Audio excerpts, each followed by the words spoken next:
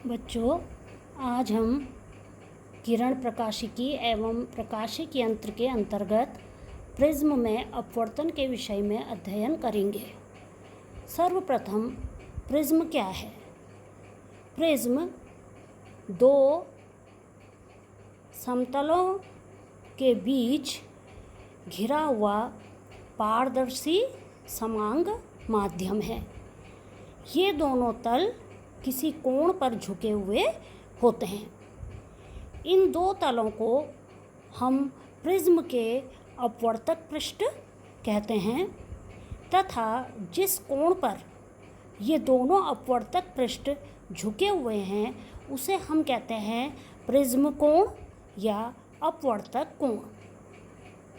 ये भाग प्रिज्म का आधार कहलाता है और दोनों पृष्ठ इसके अपवर्तक पृष्ठ कहलाते हैं जो किसी कोण पर झुके हुए होते हैं।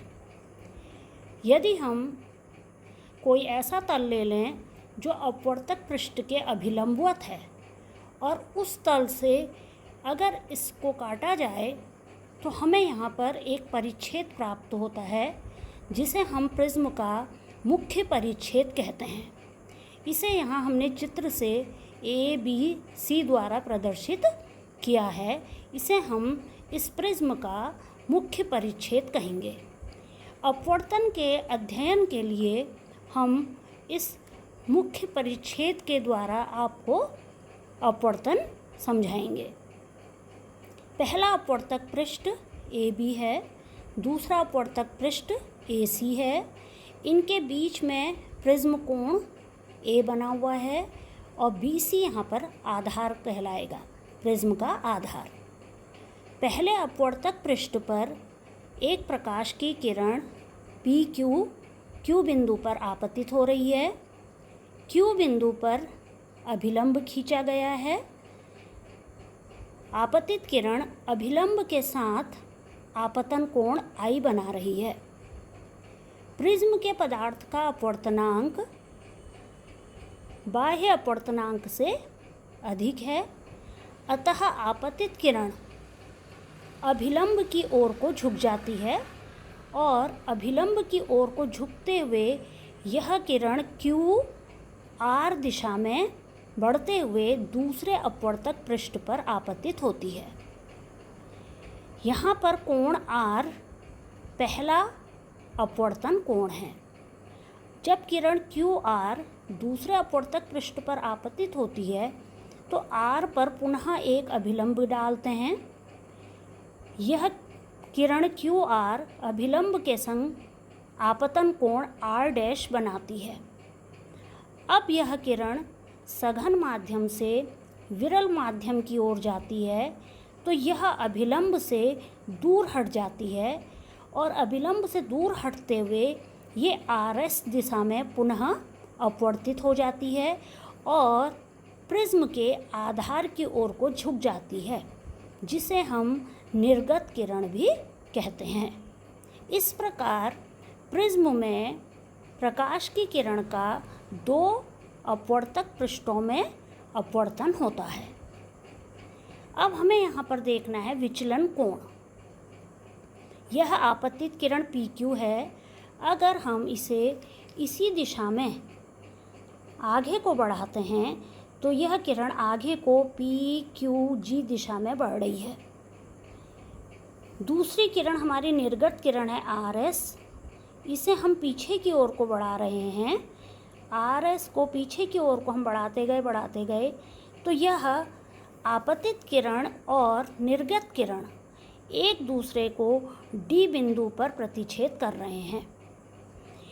तो आपतित किरण जो है यह अपने मार्ग में ना जाकर प्रिज्म द्वारा विचलित हो रही है और विचलित होकर RS दिशा में निर्गत हो रही है। तो इस प्रकार प्रिज्म पर आपतित किरण तथा प्रिज्म से निर्गत किरण के बीच में जो कोण बन रहा है उसे हम कह देते हैं विचलन कोण।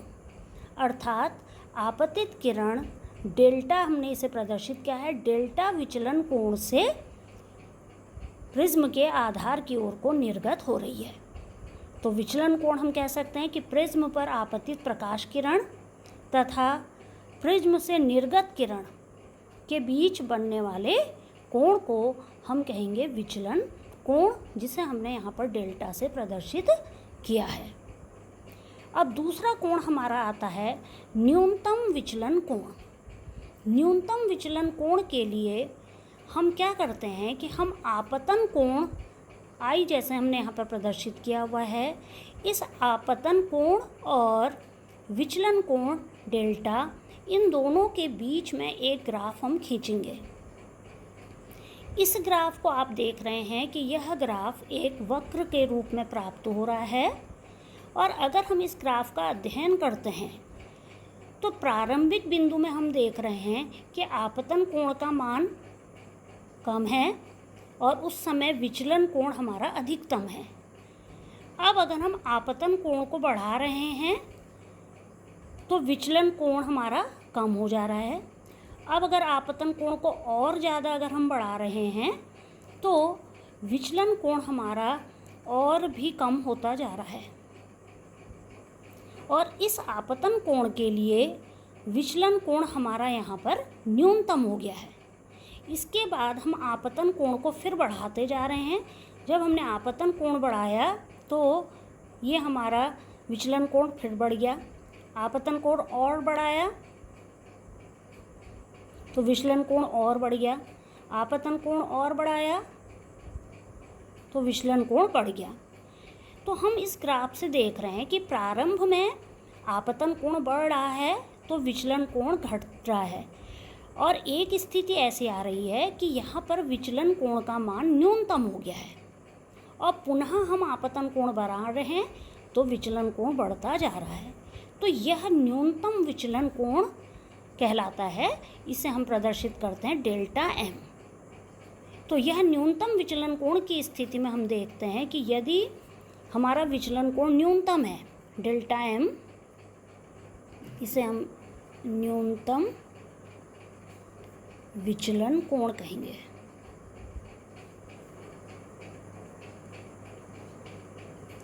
यदि हमारा विचलन कोण न्यूनतम है और हमारी किरण के जो मार्ग है वो है P Q R S, और इस समय हमारा आपतन कोण है I और निर्गत कोण है I डैश।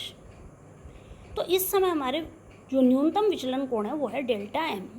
अब यदि हम किरण का मार्ग परिवर्तित कर देते हैं, हम S R दिशा में किरण को आपतित कर रहे हैं और जो किरण आगे जा रही है वो Q P दिशा में निर्गत हो रही है, तो उस समय हमारा आपतन कोण हो गया I डैश, और इसके लिए भी हमारा न्यूनतम विचलन कोण डेल्टा एम ही है। अब I और I डैश दोनों के लिए न्यूनतम विचलन कोण डेल्टा एम है। तो अगर हमारा विचलन कोण डेल्टा एम दोनों के लिए है तो यह तभी संभव है जब I = I डैश। क्योंकि किसी एक आपतन कोण के लिए ही विचलन कोण का मान न्यूनतम होता है, लेकिन अगर हम किरण के आपतन का मार्ग परिवर्तित कर दे रहे हैं तो दोनों स्थितियों में न्यूनतम विचलन कोण समान प्राप्त हो रहा है।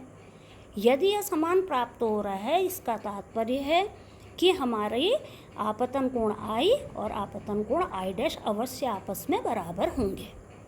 तो जिस समय विचलन कोण न्यूनतम विचलन कोण के बराबर होगा, डेल्टा बराबर डेल्टा एम, तो I = I डैश। अब इसी प्रकार हमने पढ़ रखा है n = sin I upon sin R। यह प्रिज्म के पदार्थ के अपवर्तनांक को अगर प्रदर्शित कर रहा है तो sin I बट्टे sin R, और अगर हमने किरण का मार्ग उल्टा ले लिया है तो उस समय n = sin I dash upon sin R dash. I = I dash, तो R = R डैश। तो यहाँ से हमें यह ज्ञात हो गया है कि यदि विचलन कोण न्यूनतम विचलन कोण के बराबर है तो I = I डैश होगा अवश्य, और r is equal to r dash. और तीसरी चीज़, ऐसे समय में जब हमारी किरण PQ प्रथम पृष्ठ से अपवर्तित हो रही है तो यह अगले पृष्ठ पर आपतित हो रही है QR दिशा में, तो न्यूनतम विचलन कोण की स्थिति में QR आधार BC के समांतर होगी। और यह भी तब समांतर होगी जब एंगल B और एंगल C आपस में बराबर होंगे।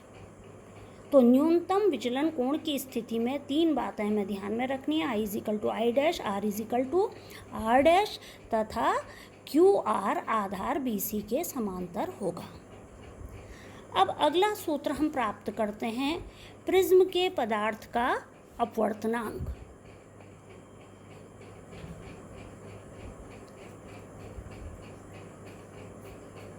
प्रिज्म के पदार्थ का अपवर्तनांक।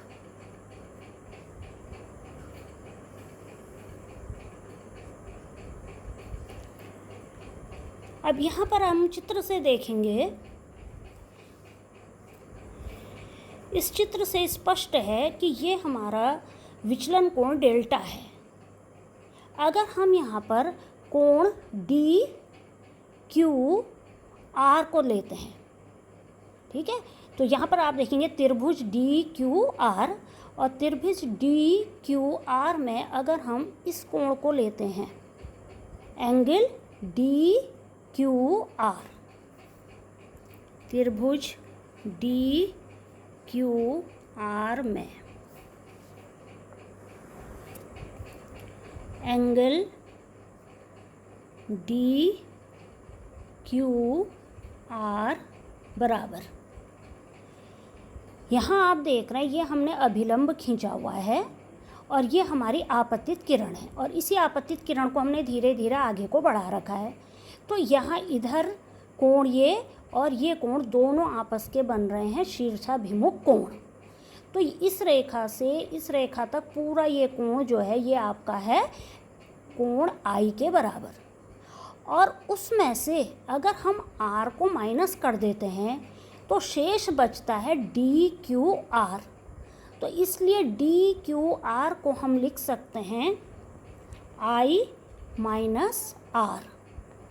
इसी प्रकार त्रिभुज DQR में हम ये एंगल निकालेंगे, ये है एंगल DRQ, एंगल DRQ। अब यहाँ पे हम देखेंगे कि ये हमने R बिंदु पर अभिलंब खींचा हुआ है और ये हमारी RS जो है ये निर्गत किरण है। तो अगर इस निर्गत किरण को हम पीछे की ओर बढ़ा रहे हैं तो ये रेखा और ये निर्गत किरण एक दूसरे को प्रतिच्छेद कर रही हैं। तो यहाँ पर आपका जो निर्गत कोण I डैश है, तो इससे यहाँ तक बना हुआ जो ये पूरा कोण है ये भी क्या होगा, I डैश होगा। और इस I डैश में से अगर हम R डैश को माइनस कर देते हैं तो हमारा ये कोण प्राप्त हो जाता है, और ये कोण हमारा है DRQ। तो त्रिभुज DQR में अगला कोण हमें DRQ मिल गया, I dash minus R dash. अब हमें मालूम है कि किसी भी अगर हम त्रिभुज में ले रहे हैं ये आपका बहिष्कोण का कार्य कर रहा है। डेल्टा जो है ये त्रिभुज के बाहर बहिष्कोण बना हुआ है। ये बहिष्कोण आपका अंदर के दो अंतः कोणों के योग के बराबर होगा। तो यहाँ पर हम लिख सकते हैं विचलन कोण डेल्टा बराबर I minus R plus I dash minus R dash, या हम लिख सकते हैं I plus I dash minus common ले लिया R प्लस R डैश। एक समीकरण हमें ये प्राप्त हो गई, इसको हम इक्वेशन 1 लिख लेते हैं। ठीक, अब इसी चित्र में हम दोबारा देखेंगे कि एक हमारा चतुर्भुज है AQER,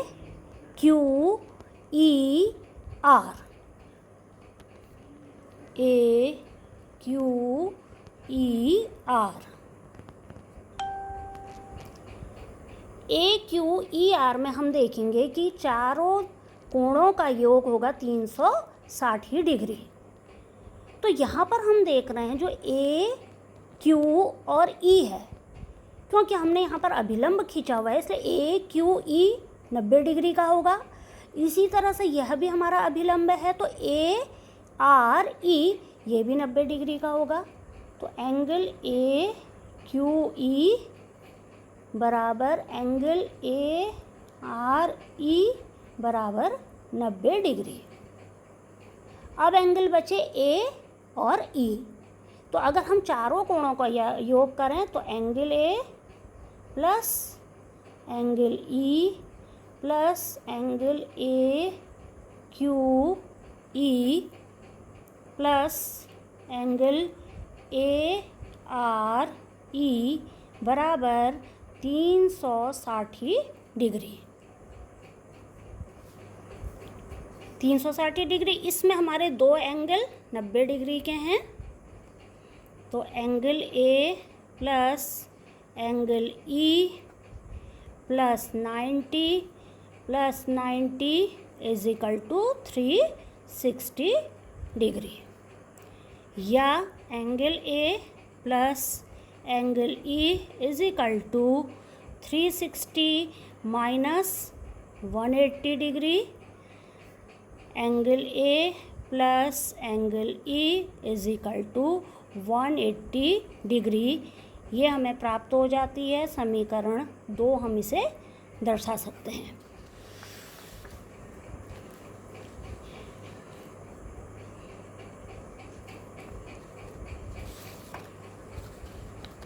अब इसी में हम अगला समीकरण ले लेते हैं। त्रिभुज क्यू ई आर के लिए। त्रिभुज क्यू ई आर, इसमें तीनों कोणों का योग 180 डिग्री होगा। Angle R plus angle R dash plus angle E बराबर 180 डिग्री। त्रिभुज के तीनों कोणों का योग। इसे हम ले लेते हैं इक्वेशन 3। अब यदि हम इक्वेशन 2 और इक्वेशन 3 की तुलना करते हैं। Equation 2 angle A plus angle E is equal to 180 degree और एंगल तीसरे में है angle R plus angle R dash plus angle E is equal to 180 degree. तो इक्वेशन 2 और 3 से हमें पता चल रहा है कि कोण ए प्लस कोण ई बराबर कोण आर प्लस कोण आर डैश प्लस कोण ई। यहाँ से कोण ई दोनों अगर माइनस हो जाते हैं तो यहाँ से हमें पता चल रहा है कोण ए बराबर कोण आर प्लस आर डैश। या हम लिख सकते हैं A is equal to R plus R dash. अब यदि विचलन कोण डेल्टा न्यूनतम विचलन कोण डेल्टा एम के बराबर है तो इस विशेष स्थिति में हमें पता है कि R is equal to R dash. तो समीकरण से A is equal to 2R या R is equal to A upon 2। तो हमें यहाँ पर अपवर्तन कोण R का मान प्राप्त हो जाता है A अपॉन 2। अब हम अपनी पहली समीकरण लेंगे। Delta is equal to I plus I dash minus R plus R dash. इस समीकरण में भी यदि डेल्टा बराबर डेल्टा एम तो I dash is equal to I, तो इसे हम 2i रख लेंगे minus r is equal to r dash, इसको हम ले लेंगे 2r।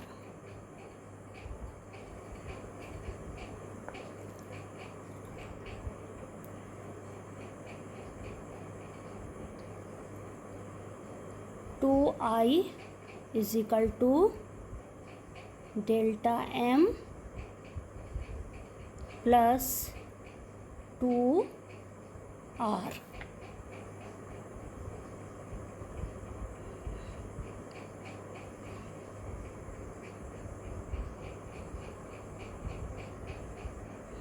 अगर हम इसमें r का मान रख दें तो 2i is equal to delta m plus 2r का मान यहाँ से रखेंगे a upon 2, 2 cancel, 2i is equal to delta m plus a या i is equal to delta m plus a upon 2।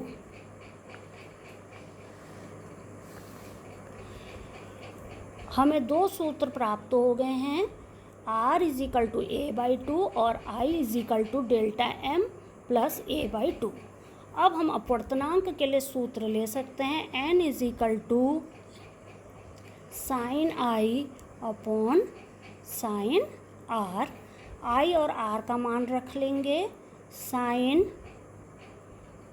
Delta m plus a upon 2 और नीचे value आ जाएगी हमारे r की साइन a अपॉन 2 और ये निकला हमारा सूत्र प्रिज्म के पदार्थ का अपवर्तनांक n के लिए। तो n बराबर sign delta m plus a by 2 upon sine a by 2। इसमें कुछ हम विशेष कंडीशन ले लेते हैं कि यदि हमारा प्रिज्म बहुत पतला है तो पतले प्रिज्म के लिए a का मान बहुत कम, 5 डिग्री से कम। तो पतले प्रिज्म के लिए a बहुत कम होगा और a का मान 5 डिग्री या इससे कम।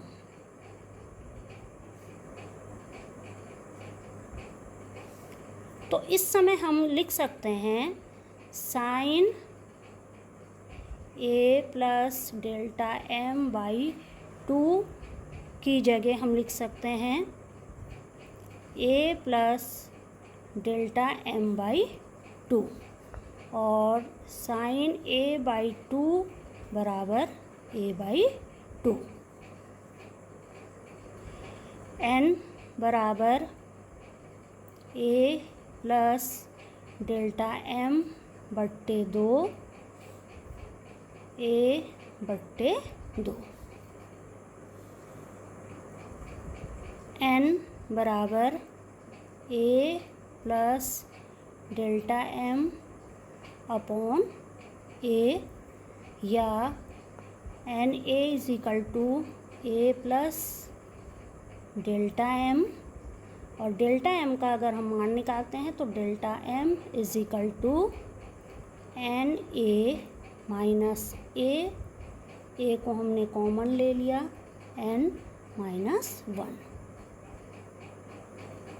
तो इस विशेष कंडीशन में हम देखते हैं कि यदि हमारा प्रिज्म कोण बहुत छोटा है, बहुत पतला हमारा प्रिज्म है, तो उस समय हमारा न्यूनतम विचलन कोण अपवर्तनांक पर निर्भर कर रहा है, आपतन कोण पर निर्भर नहीं कर रहा है। तो इसलिए हम कह सकते हैं कि अगर भिन्न भिन्न कलर की लाइट अगर प्रिज्म में पड़ेगी तो हर एक के लिए हमारा डेल्टा m का मान अलग अलग आएगा या अलग अलग कोणों का विचलन आपका अलग अलग तरंगों के लिए, अलग अलग रंगों के लिए विचलन भी अलग अलग होगा। तो आज हम यहीं पर ही समाप्त करते हैं। कल हम पढ़ेंगे प्रिज्म के द्वारा वर्ण विक्षेपण या इसे हम कहते हैं प्रिज्म का परिक्षेपण।